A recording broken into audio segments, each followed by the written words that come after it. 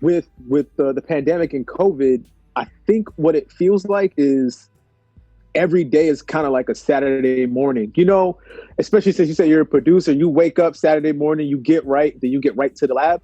It kind of gives me that feeling. It's like every day kind of feels like a Saturday morning. There's not a lot of options as far as like being social or being outside, and that limits the distractions.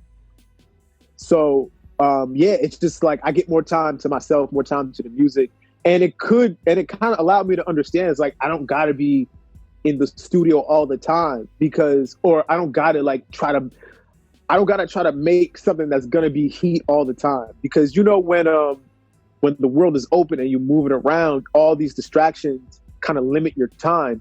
And then once you get back into the studio, it's like, yo, I only got 3 hours, or I got this amount of time before I jump back to work, before I hang out with the homies and all that kind of stuff. So it's like you want to maximize that time in the studio. So it allowed me to be a little bit more relaxed and a little bit more calm with the music, and take my time, attend to the detail, go over every layer, go over lyrics, you know, throw shit at the wall, see what sticks and see what don't stick, instead of saying I did something, you know what I mean? Because your first at bat might not be your best at bat.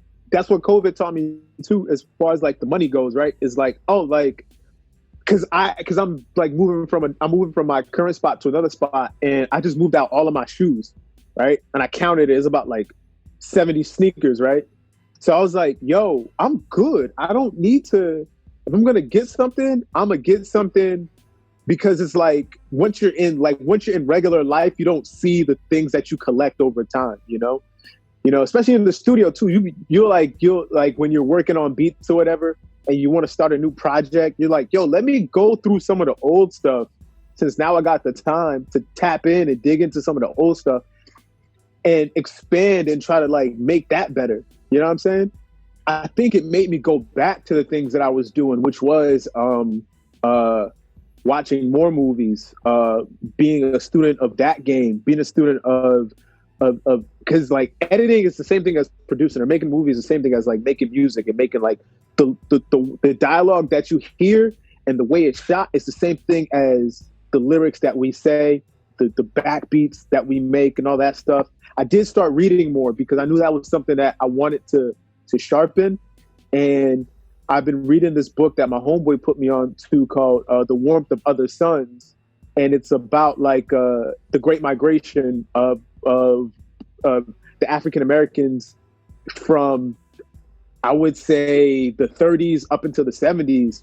And coming from a Nigerian American standpoint and being an immigrant and having an immigrant background, I can see some of these stories and just going, and I can like feel these stories, and it kind of makes me want to like dive into just all that culture a lot more, and just diving into the shared experiences that we all have as immigrants and as foreigners in America. And a lot of that came out some of that came out in the new record, and just being appreciative of all these shared experiences that mainstream media finds as like as negatives. You know what I'm saying? It's like, you sound like you come from a background that's non-American. You know what I mean? But we have that in common, you know? And we kind of develop those kind of things, and bringing all that into music is something that I started to do more since I'm in isolation.